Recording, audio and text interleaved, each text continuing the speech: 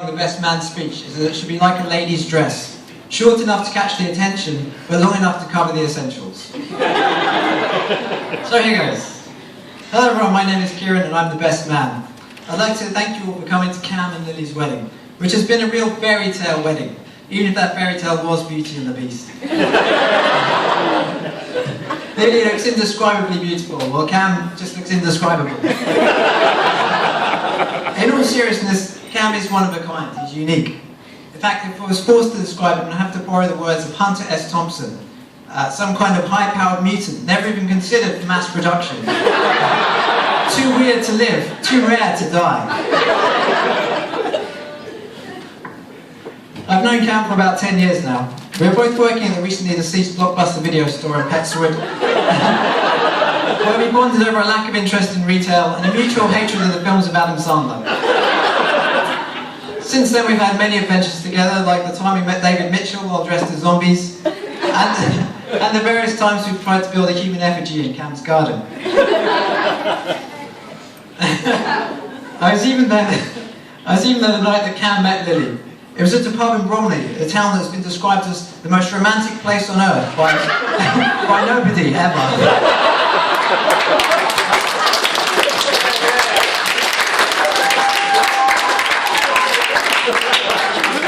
As far as I know, he didn't even have to use his famous chat-up line, a-ring-a-ding-ding.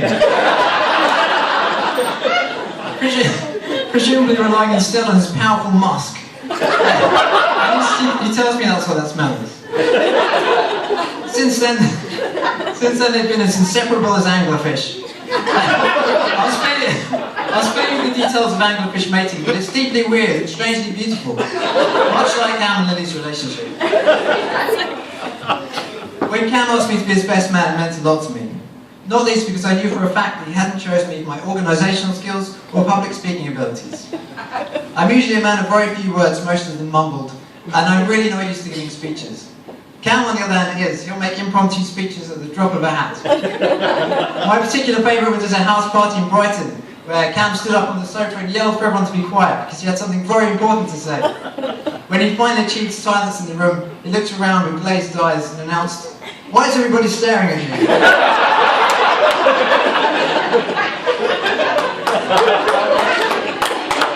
So, for those who don't know me, I'm a paleontologist. Yes, like Ross from Friends, or Sam Neill in Jurassic Park, whichever you prefer. As such, I'm very interested in evolution. I think this partly explains why I find Cam so fascinating. Watching him sitting on the floor using chicken bones to manipulate food into his mouth has been like a window into the past, showing me how our early ancestors may have behaved. It's been giving me a real insight into primitive human behaviour. And so I like to think of Cam as being as much a case study as a friend. Speaking of chicken bones has reminded me to thank everyone who came to Cam's medieval stag party. In fact, I received an email from our serving wench, which says simply, "God save our Cam." At this point it's traditional to read out telegrams, apparently, so I have a message here to read out. As disappointed as I am to miss your wedding, I wanted to send my very best wishes to you, both on this very special day. With love, Johnny Ranger in Singapore.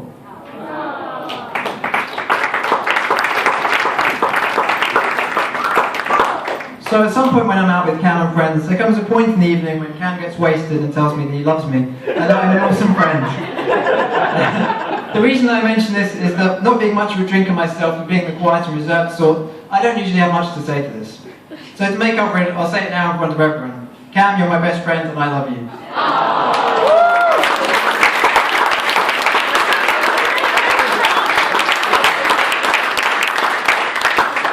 I couldn't be happy that you met such a wonderful girl as Lili. And Lili, I'd like to thank you for standing by him. You brought him out of the woods, hosed him down, and today, in the right light, he could even pass for human. Now, as Cliff has already proved, no wedding speech would be complete without a few words from Victorian naturalist Charles Darwin.